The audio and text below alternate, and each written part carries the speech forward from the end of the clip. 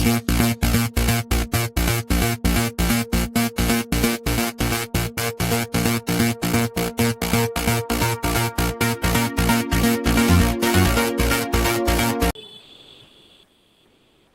once again, I welcome in the course Introduction to Fluid Mechanics, and very good morning to all of you. So today I will discuss the another flow measurement device, that is orifice meter, and then in orifice meter I will discuss that how to compute the discharge and coefficient of discharge and the various parameters. And after that I will discuss the how to compute the local velocity in the pitot tube. So these two things I will discuss today. So firstly, I'm going to discuss that is what is orifice meter. Orifice second measuring device, that is orifice meter. Orifice meter. So the concept of to compute the discharge, to compute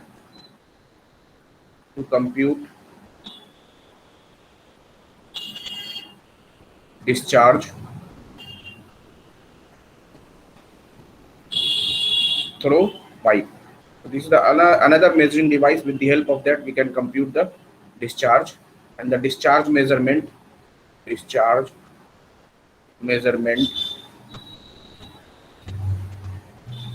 same as Venturi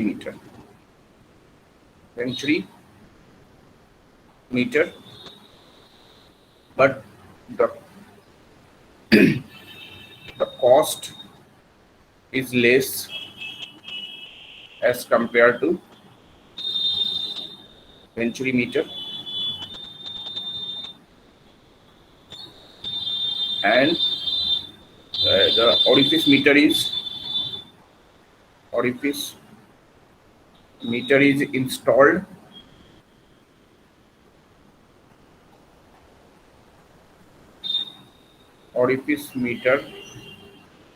installed in that place where there is restriction of the space का जहाँ पे restriction हो, तो venturi meter के जगह पे हम लोग क्या ऑरिफिस मीटर को भी यूज करते हैं, और with the help of this we can compute the discharge. So what is orifice meter? So orifice meter में क्या होता है कि एक हमने क्या किया है कि दो या तो सर्कुलर या रेक्टेंगुलर कॉन्ट्रैक्टेड प्लेट को हमने इस तरह अटैच किया है. यहाँ पे आप देख सकते हो, this is the our pipe, और पाइप से हमने क्या कर दिया है, ये देखो दिस इज द ऑरिफिस है, ये हमारा ऑरिफिस है या कॉन्ट्रैक्टेड प्लेट भी बोला जाता है. इस प्लेट को हमने इस तरह इंस्टॉल कर दिया है कि यहाँ पे जो है हमारा जो एरिया जो हो जाए वो क्या हो जाए, रिड्यूस हो जाए. और या तो जैसे हमने बोला था कि थ्रोट जैसे बोला था, तो इस पोर्शन को थ्रोट भी बोलते हैं.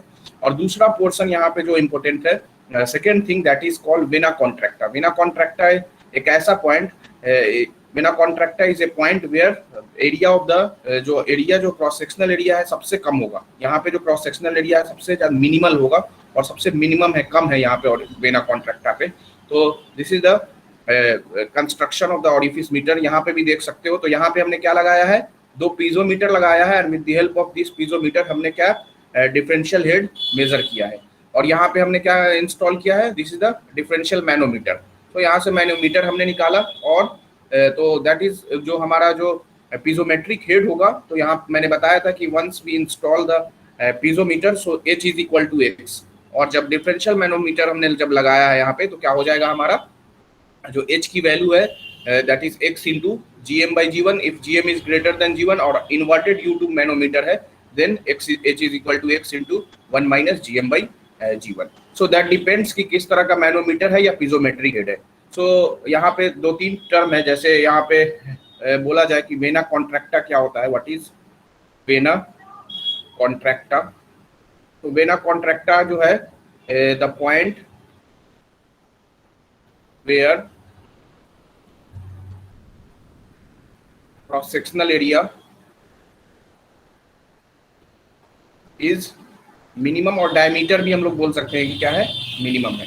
तो यहाँ पे क्या होगा कि जैसे क्रॉस सेक्शनल एरिया सबसे कम है, तो यहाँ पे आपका जो वेलोसिटी ऑफ फ्लो जो होगा वो बहुत ज्यादा होगा, बहुत ज्यादा टर्बुलेंस यहाँ पे होगा. तो इस तरह अगर यहाँ पे दिखा सकते हैं कि ये दिस इज द टर्बुलेंस यहाँ पे है इस पोर्शन में।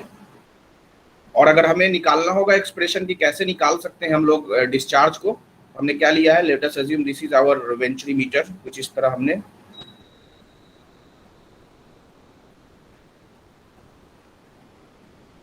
और यहाँ पे हमने क्या कर दिया है, एक ऑरिफिस प्लेट इंस्टॉल कर दिया है।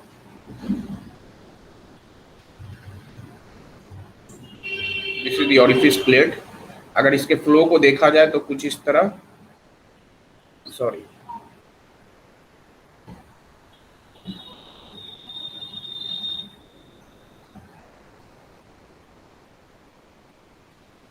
और इस तरह यहाँ पे भी।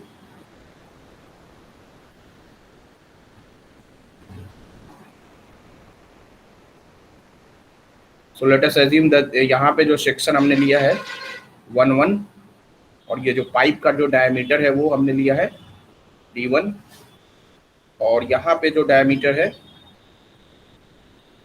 That is D2 and this is orifice plate. Orifice plate या इसे ओपनिंग भी बोला जाता है, और दिस पोर्शन इज कॉल्ड, ये जो है हमारा क्या है, वेना कॉन्ट्रैक्टा। तो दिस सेक्शन, इस सेक्शन जहाँ पे हमारा जो ऑरिफिस है, ऑरिफिस प्लेट, सो जो ये D2 की वैल्यू जो होती है, D2 की वैल्यू को जनरली जो लिया जाता है वो हम लोग एज्यूम कर सकते हैं 0.4 D1 टू 0.8 D1। D2 जो है जिसको बोला जाएगा डायमीटर, डायमीटर एट ओपनिंग भी बोला जाता है या ऑरिफिस प्लेट, ऑरिफिस। और D1 जो है हमें मालूम ही है कि क्या है, what is D1, so D1 is the diameter of pipe, D1 is diameter of pipe. So if I apply the Bernoulli equation to compute the theoretical discharge, so if I apply the Bernoulli equation at applying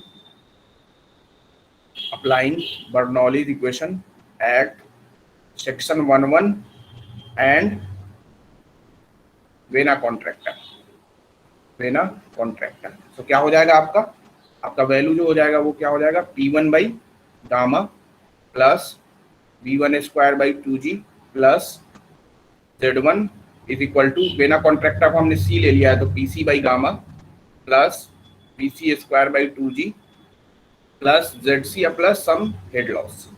okay, so यहाँ से क्या हो जाएगा आपका V1 square by 2G minus PC square by 2G,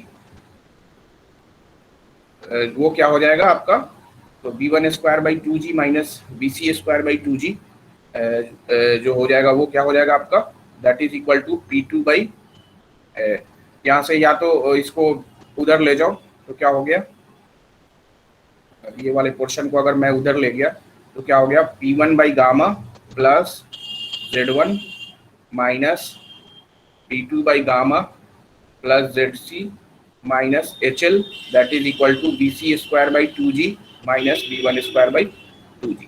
तो ये value हमारा क्या है, that is H।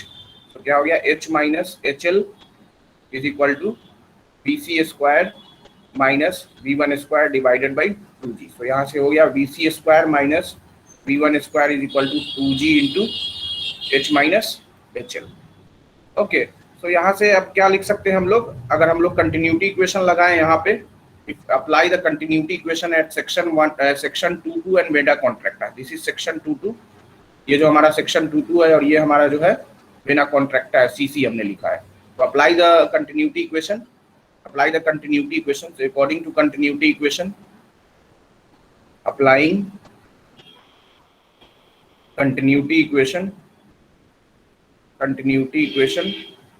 at section 2 and vena contracta, क्या हो जाएगा, A2B2 इज इक्वल टू आपका हो जाएगा AC इंटू BC। तो यहाँ से आप अगर यहाँ पे लिखोगे BC की वैल्यू कितनी हो जाएगी, तो BC can be written as BC is equal to क्या हो जाएगा, A2B2 डिवाइडेड बाई AC, और यहीं से हम लोग लिख सकते हैं V2 by AC by A2 भी लिख सकते हैं इसको। तो यहाँ पे एक टर्म है जिसको बोला जाता है कोफिशिएंट ऑफ कॉन्ट्रैक्शन, इसी जगह हम लोग उसको समझ लेते हैं क्या होता है, coefficient of contraction. Coefficient of contraction CC. CC क्या होता है? CC is the ratio of area at vena contracta, vena contracta, area at vena contracta divided by area of opening. जहां पे हमने ओपनिंग किया है, कहाँ पे ओपनिंग किया है, मतलब कि सेक्शन 2 पे। तो इसी को हम लोग, एक टर्म है जहाँ जिसको बोला जाता है कि बिना कॉन्ट्रैक्टा पे कितना एरिया है, और दूसरा की ऑरिफिस जहाँ पे ओपनिंग हुआ है वहां पे कितना है। तो सीसी को can be written as AC by A2। Okay, so यहाँ से क्या हो जाएगा आपका, इस इक्वेशन को अगर हमने 1 माना है तो यहाँ से BC क्या हो जाएगा, अगर CC is equal to AC by A2 है तो BC इज इक्वल टू क्या हो जाएगा, B2 by CC। Put the value of BC in equation number, इसको हमने, दिस इज इक्वेशन नंबर 1 और इसको हमने इक्वेशन नंबर 2 ले लिया है। अगर दिस इज इक्वेशन नंबर 2, ये जो है हमारा 2 है, तो क्या हो जाएगा, put the value of BC in equation number 1। तो from equation 1, from equation first क्या हो जाएगा, हमारा था एक्सप्रेशन जो था क्या था, BC square minus B1 square. तो BC square minus B1 square that is equal to 2G into H minus HL। Put the value of BC, BC के जगह पे क्या हमने निकाला है, BC is equal to B2 by CC। तो क्या हो जाएगा, B2 square divided by CC square minus B1 square that is equal to 2G into H minus HL। तो यहाँ से क्या हो जाएगा, B2 को क्या लिख सकते हैं हम लोग, B2 को क्या लिख सकते हैं, Q by Q square divided by Q theoretical divided by A2 square into CC square minus Q theoretical divided by A1 square that is equal to 2G into H minus HL। तो यहाँ से Q theoretical हमने common ले लिया, तो Q theoretical is equal to क्या हो गया, 2G into A1 square A2 square into CC square H minus HL divided by आपका हो गया A1 square minus A2 square into CC square. तो यहाँ से Q थ्योरेटिकल कितना हो गया, Q theoretical is equal to यहाँ से हो गया 2G into A1 A2 CC square root of H minus HL। यहाँ भी रूट अंडर, या तो इसको इस तरह लिख दो, 2G इंटू, 2G को हटाइए यहाँ से, 2G यहाँ से हटाया और यहाँ पे हो गया A1 A2 into CC, but 2G into H minus HL और डिवाइडेड बाई हो गया square root of A1 square minus A2 square into CC square यहाँ से। तो यहाँ से आपका Q की वैल्यू आ गया है।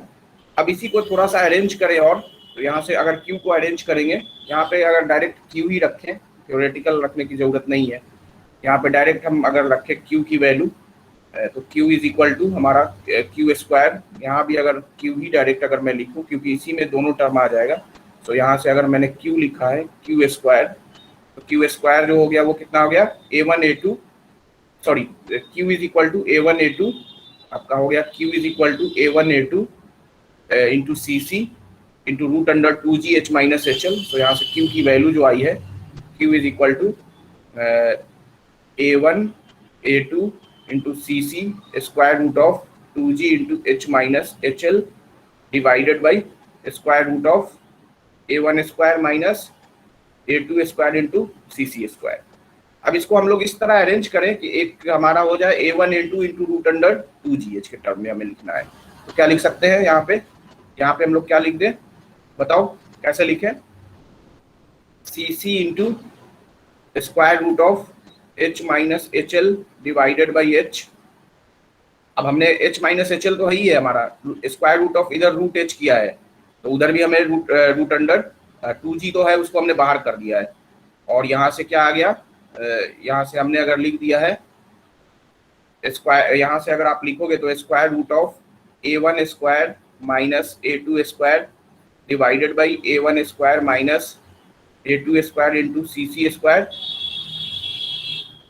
इंटू, अब हमने जब यहाँ पे ऊपर मल्टीप्लाई किया है तो यहाँ पे क्या हो जाएगा आपका root under 2GH divided by square root of a1 square minus a2 square लिख सकते हैं, बताइए, इंटू a1 a2।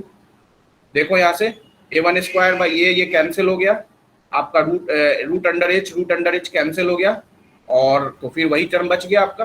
देखो कोई दिक्कत है? तो यहाँ से इसी टर्म को, ये वाला जो टर्म है, इसको बोला जाता है coefficient of discharge, coefficient of discharge for orifice meter, orifice meter. तो यहाँ से Q की वैल्यू जो आ जाएगी वो कितनी आ जाएगी, CD into A1 A2 root under 2GH divided by square root of A1 square minus A2 square. So this is the actual discharge in the orifice meter. तो यहाँ वहाँ पे भी सेम है, आपने देखा होगा यही एक्सप्रेशन आया है, लेकिन मीनिंग जो है यहाँ पे कोफिशिएंट ऑफ डिस्चार्ज जो है उसकी वैल्यू जो होगी जनरली ऑरिफिस मीटर के लिए, मैंने पहले भी बोला था कि the value of coefficient of discharge is lesser as compare to the venturi metre.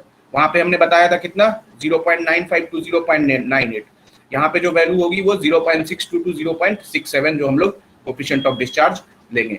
यहाँ पे A1 जो है क्रॉस सेक्शनल एरिया एट 1 और A2 जो है cross sectional area at the opening, या तो ऑरिफिस प्लेट के पास जो है हमारा, जिसका जो डायमीटर होगा ऑरिफिस का, उससे हम लोग A2 जो वहाँ पे होगा उसको हम लोग निकालेंगे। तो यहाँ पे अगर सारा चीज अलग अलग अगर लिखा जाए तो CD क्या है हमारा, coefficient of discharge, coefficient of discharge, coefficient of discharge है, और CD की वैल्यू जो होगी that is equal to 0.62 to 0.61 to 0.67 जो होगा वो उसकी वैल्यू होगा किसके लिए, for orifice meter, for orifice meter. और उसी तरह फिर H की वैल्यू क्या होगा, तो H इज इक्वल टू क्या हो जाएगा, differential head that is equal to X if piezometers are use. अगर पीजोमीटर हमने यूज किया है, पीजोमीटर्स आर यूज, देन क्या हो जाएगा, H is equal to X, मतलब कि हमारा जो डिफरेंशियल हेड जो होगा वो मैनोमेट्रिक हेड के या मैनोमेट्रिक डिफ्लेक्शन के बराबर होगा। उसी तरह पहला, अगर दूसरा हमने अगर मैनोमेट्रिक लिया है, डिफरेंशियल मैनोमीटर को यूज किया है, तो H की वैल्यू कितनी हो जाएगी, X into GM by G1 minus 1 if differential manometers are used and GM is greater than G1। उसी तरह अगर तीसरा, अगर इन्वर्टेड U2 मैनोमीटर होगा तो H की वैल्यू कितनी हो जाएगी, X into 1 minus GM by G1 if inverted manometers. तो ये सारा चीज हमने देखा है, inverted manometers are used and G1 is greater than GM। तो G1 क्या है हमारा, specific gravity of the fluid which is flowing in the pipe, और GM जो है हमारा specific gravity of the manometric liquid, जो मैनोमीटर्स में जो लिक्विड है उसकी स्पेसिफिक ग्रेविटी है। तो यहाँ से हमने सारा चीज ऑरिफिस मीटर के लिए हमने निकाला है, क्या, Q is equal to A1 A2 CD into square root of 2GH divided by square root of A1 square minus A2 square. अगर हमारा जो है यहीं पे अगर हमने लिया कि केस, अगर इसका सब केस अगर मैंने बनाया कि अगर हमारा लेटेस्ट एज्यूम कि हमारा जो है A जो है हमारा क्या है, cross sectional area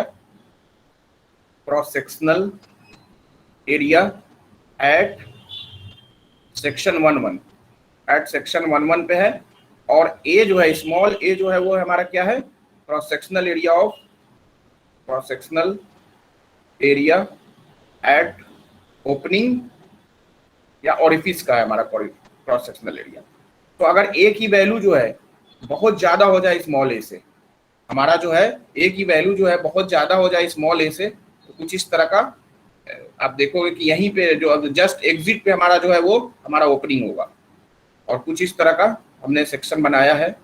late us assume कि ये हमारा A है, और यहाँ पे हमारा टोटल एरिया जो है वो A है, और ये जो है हमारा यहाँ का जो एरिया है वो हमारा A है, स्मॉल a। तब कितना हो जाएगा, तब आप लगाओ, अगर यहाँ पे इसको हमने 2 मान लिया, इसको 1 तो क्या हो जाएगा हमारा, बर्नौलीज इक्वेशन अगर लगाओगे, इस सेक्शन को हमने बोला 1 और यहाँ पे हमने बोला 2, तो क्या हो जाएगा, P1 by gamma plus V1 square by 2G plus Z1 is equal to P2 by gamma plus v2 square by 2g plus z2। बताइए, और ये जो दोनों जब जब ये भी आपका दोनों अगर इक्वल है तो एटमॉस्फेरिक प्रेशर हो गया, तो ये दोनों तो ऑलरेडी कैंसिल हो जाए, बिकॉज ये भी एग्जिट पे है और यहाँ पे तो इनलेट है। तो हमारा क्या हो गया यहाँ से, और v1 की वैल्यू क्या लिख सकते हैं हम लोग, तो हम लोग क्या कंटिन्यूटी इक्वेशन अगर लगाएं सेक्शन 1 और 2 पे, तो क्या हो जाएगा आपका, क्या हो जाएगा, a1 into v1 is equal to small a into v2। बोलो, तो यहाँ से क्या हो जाएगा आपका, v1 can be written as v1 is equal to a into v2 divided by a1। और जब a1 की वैल्यू बहुत ज्यादा है, a1 की वैल्यू जो है वो बहुत ज्यादा हो गया, तो हमारा क्या हो जाएगा यहाँ से, जब a1 की वैल्यू बहुत ज्यादा हो गई तो हमारा जो कैपिटल v1 जो है वो तो हमारा 0 हो गया लगभग। बोलो, कैपिटल v1 की वैल्यू क्या हो जाएगी, 0 हो गई लगभग। नहीं समझ में आ रहा है, जब स्मॉल कैपिटल, मैंने पहले ही बोला कि जो कैपिटल ए जो है हमारा सेक्शन पे वो बहुत ज्यादा है एज कंपेयर टू किससे, स्मॉल ए से। तो कैपिटल ए बहुत ज्यादा है, तो हमने v1 को क्या लिखा है, a into v2 divided by capital A. तो कैपिटल ए जो है वो क्या हो जाएगा यहाँ पे, तो कैपिटल ए की वैल्यू जो हो जाएगी, कैपिटल ए की वैल्यू जो हो जाएगी यहाँ, सॉरी, कैपिटल v1 की वैल्यू जो हो जाएगी वो क्या हो जाएगी, capital v1 is equal to a into v2 divided by a1। और ये वाला वैल्यू तो बहुत ज्यादा है, a1 जो है वो बहुत ज्यादा है, तो v1 की वैल्यू जो हो जाएगी अप्रोक्सीमेटली 0। तो ये भी 0 और ये भी 0, तो क्या बचा, आप देखो यहाँ से देखो क्या आपका टर्म बचा, बोलिए क्या लगा सकते हैं हम यहाँ पे। तो हमारा क्या हो जाएगा, v2 स्क्वायर बाई 2g जो होगा हमारा, जो होगा that is equal to p1 by z1 और minus p2 by gamma plus z2, वो h हो जाएगा। तो यहाँ से आपका थ्योरेटिकल जो वैल्यू होगा वो कितना हो जाएगा, स्क्वायर रूट ऑफ 2gh। अरे p1 by gamma plus z1 और इसको हमने इधर ले आया है, तो क्या हो गया, p2 by gamma plus z2, तो वो h के बराबर है। ये वाला वैल्यू तो हमारा 0 हो गया, तो क्या हो गया, v2 square by 2g that is equal to जो हो जाएगा, यहाँ से आप लिखोगे v theoretical square divided by 2g that is equal to h। तो यहाँ से आपका थ्योरेटिकल वेलोसिटी जो हो जाएगा वो कितना हो गया, square root of 2g into h। अब यहाँ पे अगर हम लोग डिस्चार्ज निकालना है, तो डिस्चार्ज एट द ऑरिफिस क्या हो जाएगा, q is equal to a into v। तो a इंटू v हो जाएगा, तो कितना हो जाएगा आपका, यहाँ से अगर यहाँ से आप निकालोगे q की डिस्चार्ज की वैल्यू ऑरिफिस मीटर पे, तो कितना हो जाएगा, discharge of the orifice, discharge of orifice या एट ऑरिफिस कितना हो जाएगा, तो q is equal to small a into v2। तो यहाँ पे हमने v2 की वैल्यू को जो निकाला है वही हमने जो थ्योरेटिकल वैल्यू रखा है, तो कितना हो जाएगा आपका, हो जाएगा q की वैल्यू जो हो जाएगी, q थ्योरेटिकल की वैल्यू जो हो जाएगी, q theoretical that is equal to a into square root of 2gh। तो यहाँ से एक्चुअल डिस्चार्ज जो हो जाएगा, एक्चुअल डिस्चार्ज जो हो जाएगा ऑरिफिस मीटर पे, cd into a square root of 2g into h। यहाँ पे a जो है cross sectional area of, cross sectional area of orifice, और CD तो हमें मालूम ही है कि क्या है, कोफिशिएंट ऑफ डिस्चार्ज। तो यहाँ से this is all about the orifice meter में कि हमने क्या निकाला है। तो ऑरिफिस मीटर में हमने डिस्चार्ज निकाला है। मैंने बोला कि ऑरिफिस मीटर जो है इसका प्रिंसिपल जो है, मतलब कि डिस्चार्ज के को जो कंप्यूट किया जाएगा that is same as the venturimeter. और मैंने बोला कि यहाँ पे जो CD की वैल्यू जो होगी coefficient of discharge that will be less as compare to the venturimeter, और CD की वैल्यू जितनी कम होगी लॉसेस उतना ही ज्यादा होगा। तो वहाँ पे कम लॉस लिया गया था, यहाँ पे ज्यादा हेड लॉस होगा क्योंकि कोफिशिएंट ऑफ डिस्चार्ज की वैल्यू जो है वो कम है। दूसरा चीज मैंने बोला कि इसका जो होता है ये चीप आपका जो है थोड़ा सस्ता है as compare to the venturimeter. और जहाँ पे स्पेस का, जहाँ पे एरिया का रिस्ट्रिक्शन है, ये एरिया कम है, देन वहाँ पे हम लोग इसको यूज कर सकते हैं as compare to the venturimeter. और हमने डिस्चार्ज देखा है कि निकाला है, और एक केस भी, सब केस भी हमने डिस्कस किया है। Now I am going to discuss the second another measuring device that is very much used for the to compute the local velocity. So यहाँ पे local velocity निकालने के लिए एक है जिसका नाम है पिटॉट ट्यूब। पिटॉट ट्यूब क्या होता है? So पिटॉट ट्यूब जो है यहाँ पे आप देख सकते हो, this is the straight portion और एक कर्व पोर्शन जो है पिटॉट ट्यूब है। This is the pitot tube. तो पिटॉट ट्यूब से हम लोग क्या निकालते हैं? पिटॉट ट्यूब से जनरली हम लोग जो निकालते हैं वो एवरेज वेलोसिटी नहीं निकालते हैं, हम लोग जो है वो लोकल वेलोसिटी हम लोग निकालेंगे। कहाँ पे? तो इस पॉइंट को बोला जाता है, this point is called stagnation point, इसे जो हम लोग बोलेंगे स्टैग्नेशन पॉइंट। और ये जो है अगर इसी के अलोंग अगर हमने बोला तो इसको बोलेंगे static point, static point. Okay, समझ में आ रहा है? सब लोगों को समझ में आ रहा है ना? तो मैंने बोला कि पिटॉट ट्यूब जो है जनरली कहाँ कहाँ पे यूज करते हैं, तो पिटॉट ट्यूब को आप देखोगे तो आपको एयरक्राफ्ट में भी यूज किया जाता है। पिटॉट ट्यूब को जो है वो एयरक्राफ्ट में भी यूज किया जाता है। तो मैंने बोला दो पॉइंट है, देखो यहाँ पे एक पॉइंट को मैंने बोला कि स्टैग्नेशन पॉइंट है। स्टैग्नेशन पॉइंट क्या होता है? मैंने पहले ही बताया था कि ऐसा पॉइंट जहाँ पे हमारा क्या हो, ऐसा पॉइंट जहाँ पे हमारी क्या हो, लोकल वेलोसिटी की वैल्यू कितनी हो? 0 हो। लोकल वेलोसिटी की वैल्यू 0 हो। क्या हुआ, कोई डाउट है?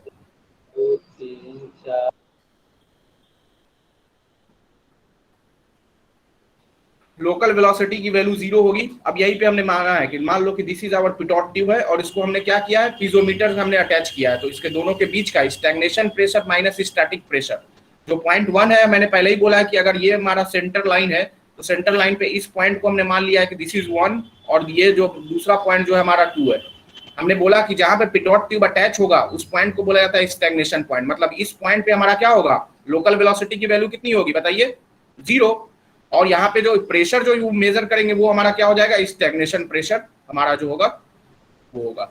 इसी तरह ये जो पॉइंट है उसको बोला जाएगा static point, static point.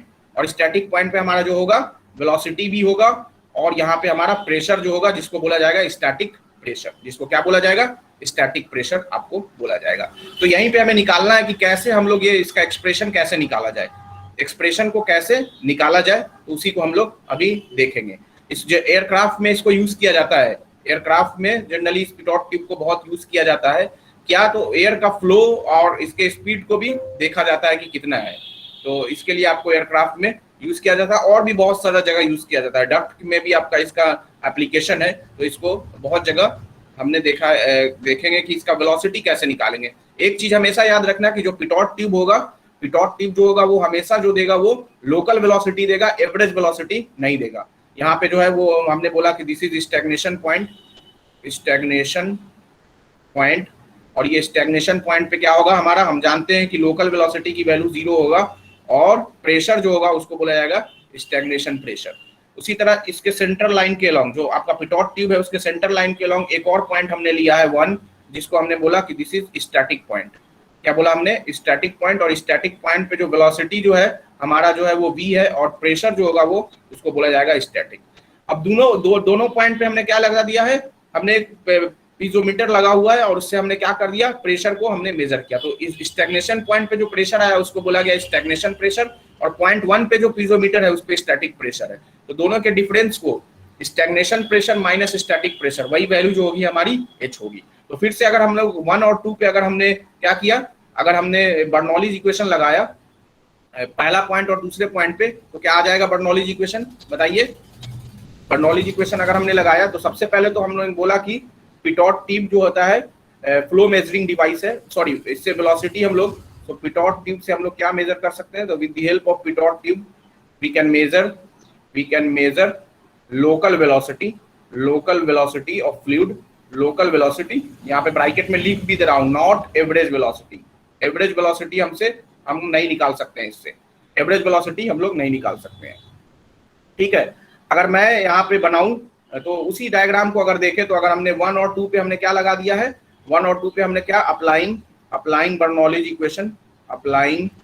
Bernoulli's equation at 1 and 2 या स्टैटिक पॉइंट और स्टैग्नेशन पॉइंट। तो क्या हो जाएगा यहाँ से P1 by gamma plus V1 square by 2G plus Z, दोनों पॉइंट एक ही लाइन पे तो Z की वैल्यू भी सेम हो गई, तो P2 by gamma plus V2 square by 2G plus Z, या Z2 और Z1 हमने दे दिया है नाम। तो यहाँ से क्या हो जाएगा आपका यहाँ से आप अगर रखोगे तो क्या हो गया, V1 square by 2G minus V2 square by 2G that is equal to P2 by gamma plus Z2 minus P1 by gamma plus Z1। तो यहाँ से क्या है, जो आपका P2 मतलब कि स्टैग्नेशन पे हमारा प्रेशर ज्यादा है, तो इसीलिए हमने इसको इधर लिया, या इसको हम इस तरह भी लिख सकते हैं क्या, V1 square divided by 2G minus velocity at stagnation point, stagnation divided by 2G that is equal to P stagnation, stagnation point पे है तो इसीलिए गामा प्लस Z, और यहाँ से माइनस P स्टैटिक पॉइंट है तो static divided by gamma plus Z। तो ये वाला वैल्यू जो होगा ये क्या हो जाएगा हमारा स्मॉल h, बोलिए, और ये वाला वैल्यू तो जीरो होगा ना, स्टैग्नेशन पे लोकल वेलोसिटी कितनी होती है, जीरो होती है, तो यहाँ से V1 जो हो जाएगा, V1 जो हो जाएगा जिसको बोला जाएगा theoretical velocity that is 2G is equal to h। तो यहाँ से थ्योरेटिकल वेलोसिटी जो मिल जाएगा वो क्या हो जाएगा, स्क्वायर रूट ऑफ 2GH। अब यहीं पे एक और टर्म है, अभी तक हमने CD को डिफाइन कर लिया है, CC को डिफाइन कर लिया, यहीं पे एक और टर्म है जिसको बोला जाता है coefficient of velocity, coefficient of velocity CV। CV क्या होता है, तो CV is the ratio of actual velocity divided by theoretical velocity. Theoretical velocity को हम लोग क्या बोलते हैं, CV बोला जाता है, actually ratio of actual velocity to the theoretical velocity. तो यहाँ से क्या हो जाएगा आपका एक्चुअल वेलोसिटी कितना हो जाएगा, एक्चुअल वेलोसिटी अगर निकाला जाए तो वो कितना हो जाएगा, CV into square root of 2G into H। बोलो, यहाँ से एक्चुअल वेलोसिटी पिटॉट ट्यूब में कितना हो जाएगा, CV into square root of 2G into H, ये जो हमारा हो जाएगा वो क्या हो जाएगा, एक्चुअल वेलोसिटी। CV की वैल्यू जो होगी, CV की वैल्यू जो होगी पिटॉट ट्यूब में जो होती है वो जनरली 0.98 टू 0.99, इसी के बीच में हमारा जो होगा वो होगा। तो यहाँ पे ये जो व्यू थ्योरेटिकल है, जो थ्योरेटिकल वेलोसिटी हमने निकाला है, ये एक चीज ध्यान रहे कि ये एवरेज वेलोसिटी नहीं है। यहाँ पे अगर मैं लिखूं इस सारे चीज को, तो यहाँ पे एक चीज का बिल्कुल हमेशा बार बार मैं बोल रहा हूँ कि ध्यान देना है कि आपको क्वेश्चन में क्या पूछा जा रहा है। तो यहाँ पे V थ्योरेटिकल जो है वो लोकल वेलोसिटी है, बार बार इस पॉइंट के देखिए, हमने V को लिखा है कि स्टैटिक पॉइंट है और V जो है हमारा वो लोकल वेलोसिटी है, नॉट एवरेज वेलोसिटी है। यहीं पे अगर हम लोग लिख दें तो यहाँ पे जो अगर हमारा V जो होगा, V की वैल्यू जो होगी वो लोकल वेलोसिटी है, V is the local velocity eight 1.1 जो हमने यहाँ पे लिया है 0.1। तो यहाँ से अगर लिखा जाए V थ्योरेटिकल जो है हमारा क्या है, V theoretical that is equal to square root of 2G into H, that is the local velocity at 0.1 या स्टैटिक पॉइंट, या इसी को बोला गया था स्टैटिक पॉइंट। और H हमारा क्या है, तो H को हमको बोला जाता है H is equal to theoretical kinetic head. और ये किसके किसके बीच का होगा, तो हमारा जो हो जाएगा स्टैग्नेशन पीजोमेट्रिक हेड। डिफरेंस किसका किसका था, यहाँ पे देखो, यहाँ पे हमने क्या लिया है, P2 by gamma plus Z2, ये क्या था, स्टैग्नेशन पीजोमेट्रिक हेड बोलेंगे ना। इस पीजोमेट्रिक हेड क्या होता है, P by gamma plus Z, और यहाँ पे स्टैग्नेशन पॉइंट है, यही हमने बोला कि ये this is point is the stagnation point. तो यहाँ पे क्या बोला जाएगा कि ये किसका डिफरेंस हो जाएगा, तो stagnation पीजोमेट्रिक head minus static पीजोमेट्रिक head. तो क्वेश्चन में ध्यान देना कि क्या दिया हुआ है, डायरेक्टली H का वैल्यू कुछ भी ब्लाइंडली नहीं आपको पुट कर देना है। तो ये जो है हमारा हो गया, यहाँ से H हमने निकाल लिया, थ्योरेटिकल निकाल लिया, कोफिशिएंट ऑफ वेलोसिटी हमने क्वेश्चन में दिया रहेगा, अगर नहीं रहेगा तो डिजाइन अगर करने के लिए आएगा तो हमें रेंज इसीलिए पता रहना चाहिए कि अगर डिजाइन का क्वेश्चन होगा तो हम लोग एज्यूम कर लेंगे 0.98 से 0.99 के बीच का कोई भी वैल्यू, तो वहां से हम लोग एक्चुअल वेलोसिटी निकाल सकते हैं। तो दोनों अभी हमने ऑरिफिस मीटर को भी डिस्कस किया और पिटॉट ट्यूब को भी हमने डिस्कस किया कि कैसे हम लोगों ने देखा कि थ्योरेटिकल वेलोसिटी निकाला गया है और कैसे एक्चुअल वेलोसिटी निकाला गया है। इसमें किसी को डाउट, यहाँ तक किसी को डाउट? No sir. हाँ, अब चलिए क्वेश्चन करिए। तो ये पहला क्वेश्चन जो है हमने आज का today session, an orifice meter having orifice diameter of 10 centimeter is fitted in a 200 mm diameter pipe which is laid horizontally. The manometer reads 30 centimeter of height of mercury. Determine the discharge of oil flow of specific gravity 0.8. Take CD is equal to 0.6. जल्दी से निकालिए, बहुत simple question हमने दिया है। और ये question जो है इंडियन फॉरेस्ट सर्विसेज 2013 में 8 मार्क्स का क्वेश्चन ये था, 8 मार्क्स में पूछा गया था। तो फिर से बनाओ, यहाँ पे आप क्या है, मान लिया कि दिस इज द हमारा ये था पाइप, और यहीं पे हमने क्या एक ऑरिफिस प्लेट को हमने इंस्टॉल किया है। This is our orifice plate.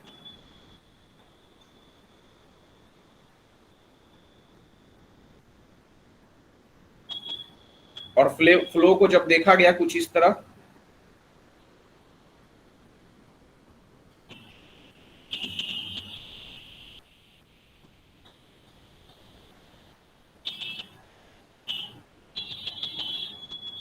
तो यहाँ पे आप देखो ये वाला जो डायमीटर है वो कितना है 200 mm, और this is the opening area है, इसे ओपनिंग बोला जाता है, ओपनिंग एरिया, या डायमीटर ऑरिफिस का दिया हुआ है तो वहां से एरिया ऑफ ओपनिंग हम लोग निकाल लेंगे। CD की वैल्यू क्वेश्चन में दी हुई है 0.6, और स्पेसिफिक ग्रेविटी ऑफ ऑयल जो है वो दिया हुआ है, specific gravity of oil that is equal to 0.8, और स्पेसिफिक ग्रेविटी ऑफ मरकरी कितना होता है 13.6।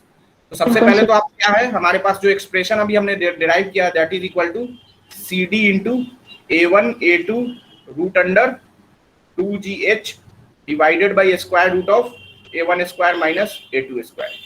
ओके, सो सबसे पहले तो H निकाल लीजिए, H कितना हो जाएगा, तो H क्या हो जाएगा, H इज इक्वल टू हमारा मैनोमीटर है तो x into GM by G1 minus 1, बोलो, तो H इज इक्वल टू कितनी हो जाएगी, x की वैल्यू कितनी है आपकी 30 सेंटीमीटर, मतलब 30 centimetre, 0.3 into 13.6 divided by g, oil की स्पेसिफिक ग्रेविटी कितनी है, सॉरी यहाँ पे 0.8 है, आई एम वेरी सॉरी, तो यहाँ पे जो है वो 0.8 है, specific gravity 0.8, so put the value of specific gravity 0.8 minus 1।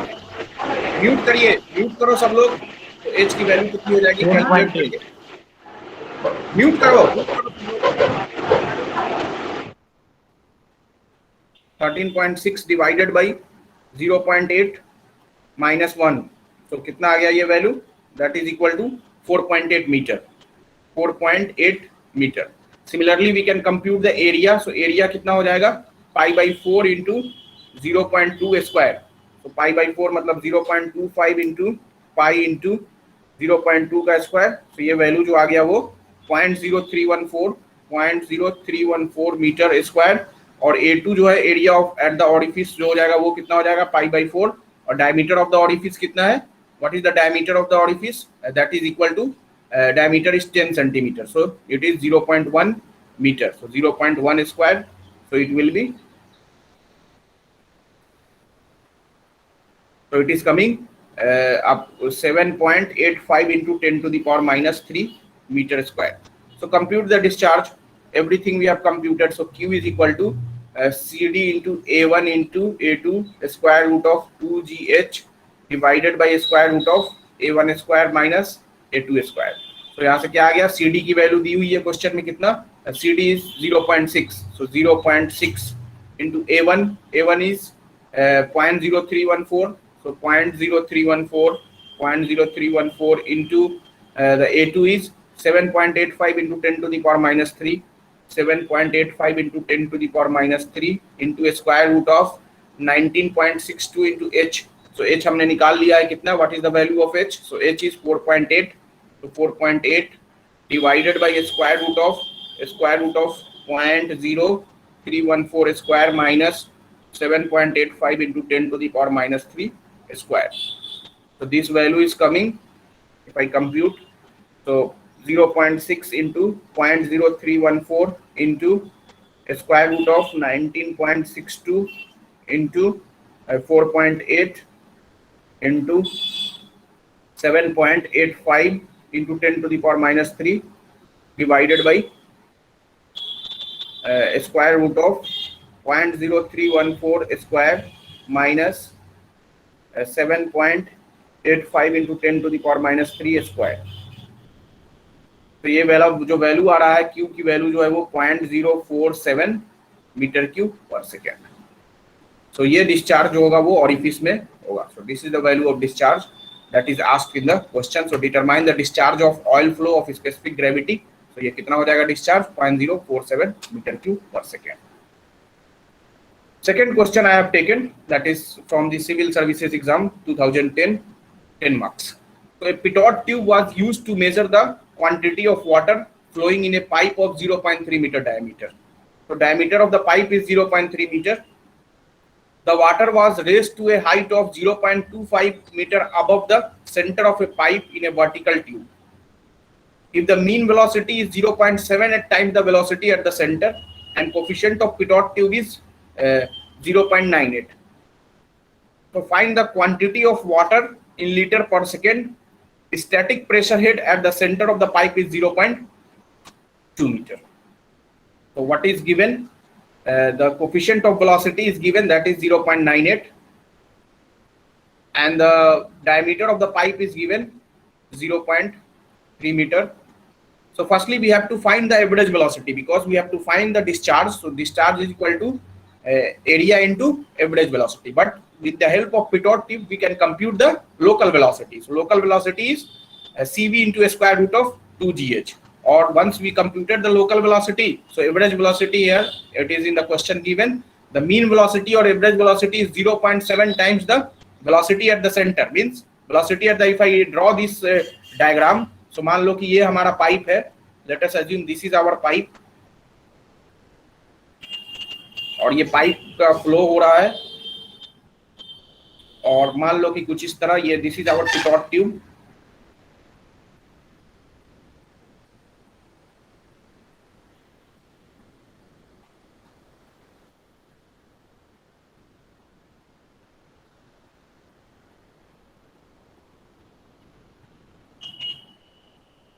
ये हमारा पिटॉट ट्यूब है, ठीक है, जो जिसको बोला जाता है क्या,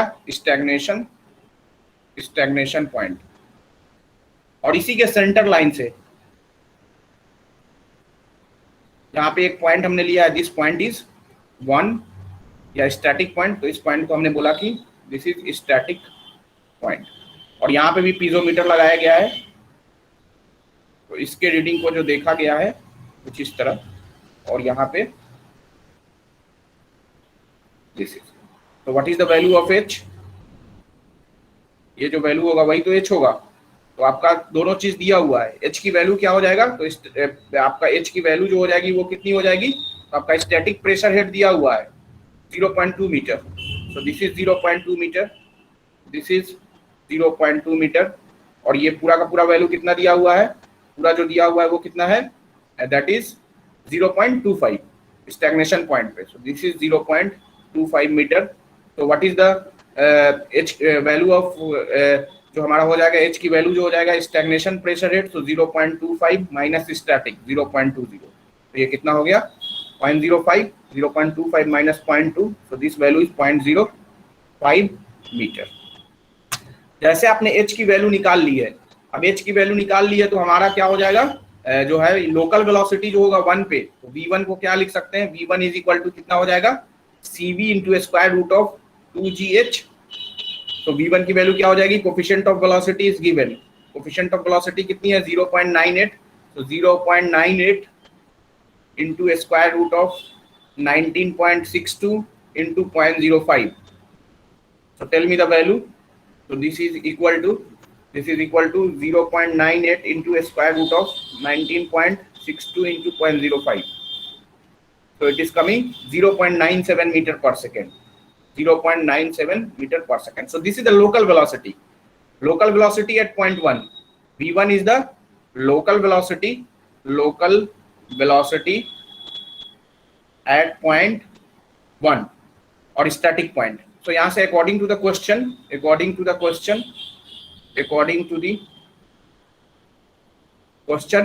average velocity is equal to 0.78 times the velocity at the center, so 0.78 into v1, 0.78 into v1, so यहाँ से क्या आ गया 0.78 into v1 की वैल्यू कितनी है, हमने निकाला है 0.97 मीटर पर सेकेंड, सो यहाँ से हमारा एवरेज वेलोसिटी निकल गया 0.78 into 0.78 into 0.97, so it is coming 0.76 meter per second, 0.76 meter per second is the average velocity.